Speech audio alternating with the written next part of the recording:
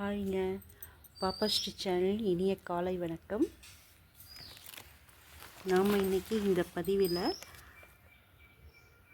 அம்மா பச்சரிசி, அம்மன் பச்சரிசி அப்படின்னு சொல்லக்கூடிய இந்த அம்மன் பச்சரிசி மூலிகையை பற்றி தான் பார்க்க போகிறோம்.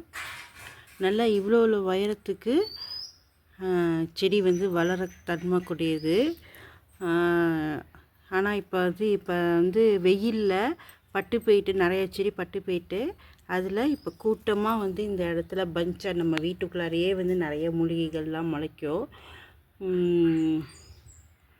இது இப்போ மழையில் நல்லா முளைச்சி வந்திருக்குது. பிடுங்கலை, இது அப்படியே இருக்குது. இதோடைய இன்னொரு பெயர், அதாவது பொட்டானிக்கல் நேம் யூஃபோர்பியா ஹில்டா அப்படின்னு சொல்லக்கூடிய பெயர் கொண்டது. ஆஸ்துமா வீடு அப்படின்னு சொல்லுவாங்க. இதில் கில்லுனாக்கா, இங்கே பாருங்கள், இதில் கில்லுனாக்கா பால் வரும்.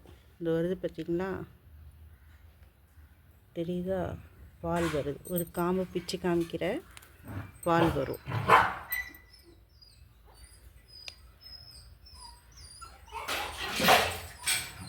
இந்த பால் வருது பாருங்கள். அதனால் இந்த பாலுக்கு ரப்பர் மரத்துலலாம் பால் வந்தது, பப்பாளி மரத்துலலாம் பால் வந்தது அப்படின்னா லேட்டக்ஸ் அப்படின்னு சொல்லுவோம். இது சீரம் அப்படின்னு சொல்லக்கூடிய பால். இதை இந்த இதில் வரக்கூடிய பாலை சீரம். இதன் பாலானது சீருணி என சொல்லப்படுகிறது. வைரல் வாஷ் எனவும் அழைக்கப்படுகிறது. இந்த இலைகளை பருக்கள் மருக்கள் மீது இந்த பாலை வச்சு, இந்த இலையை கிள்ளணும்னா பால் வருது இல்லையா, அது மாதிரிக்கு நிறைய இலையில் பிச்சு எடுத்து அதுலேருந்து வர பாலை இந்த பருக்கள் மீது கட்டினால் இவைகள் உதிர்ந்து விடும் அல்லது மறைஞ்சிடும், கொட்டி போயிடும் அப்படின்னு ஒரு மருத்துவ குறிப்பு தெரிவிக்கிறது. இந்த இலைகளை துவையலாக அரைத்து சாப்பிடும் பொழுது ஆஸ்துமாவை, சளியை, மூச்சு திணறலை போக்கக்கூடியது, சுவாச பிரச்சனையை தீர்க்கக்கூடியதாக இருக்கிறது. அது மட்டும் இல்லாமல் இதில் விட்டமின் சி இருக்கிறதுனால நோய் எதிர்ப்பு சக்தி அதிகமாக இருக்குது. இந்த இலைகளையும் வேப்பிலையும் சேர்த்து அரைத்து சாப்பிடும்போது உடல் சூட்டை தணிக்கிறது.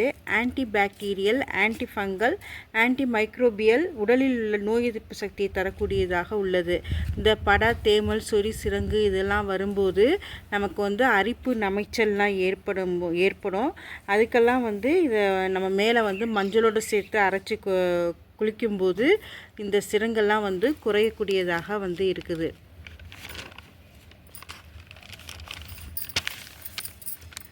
அம்மன் பச்சரிசியும் வேப்பிலையும் சேர்த்து அரைத்து சாப்பிடும்போது வயிற்றில் உள்ள புழுக்களை அழிக்கக்கூடியதாக இருக்கிறது.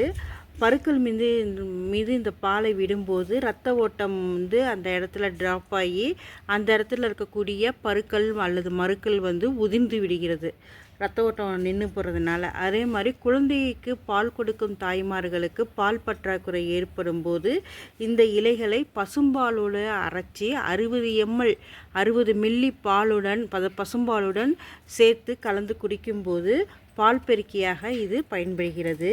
மருக்களுக்கு மஞ்சள் தூள், கஸ்தூரி மஞ்சள், வேப்பலை, இந்த அம்மன் பச்சரிசி இலையை அரைச்சி நல்லெண்ணெயோடு சேர்த்து காய்ச்சி அந்த ஈரத்தை நம்ம சலசலனுங்கிற சத்தம் அடங்கினதுக்கப்புறமா இந்த எண்ணெயை தடவி வர மருக்கள், தழும்பு, காலாணி போன்றவை குணமாகும்.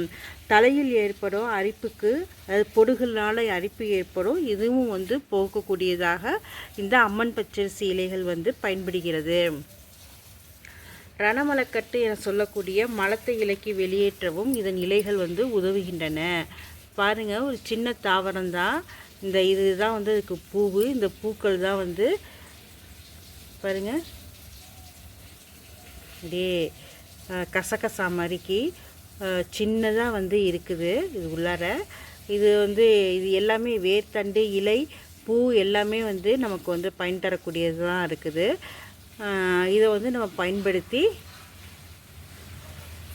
நம்மளுடைய உடல் ஆரோக்கியத்தை மேம்படுத்தி கொள்ளலாம். நம்ம அடுத்த வீடியோவில் இன்னொரு மூலிகையை பற்றி பார்ப்போம். எனக்கு நிறைய பேர் சப்ஸ்கிரைப் பண்ணுறீங்க நம்ம வீடியோ பார்த்துட்டு. அனைவருக்கும் நன்றி. பாப்பா ஸ்ரீ சேனலுக்கு சப்ஸ்கிரைப் பண்ணுங்கள், லைக் பண்ணுங்கள், ஷேர் பண்ணுங்கள். இனிமேல் நம்ம வீடியோவில் எஜுகேஷன் டிஎன்பிஎஸ்சி வினா விடைகளும் வந்து நம்ம வந்து தரப்போகிறோம். அதையும் வந்து எல்லோரும் பார்த்து மாணவ மாணவிகள் அனைவரும் வந்து பயன்பெறுமாறு கேட்டுக்கொள்கிறேன். நன்றி, வணக்கம்.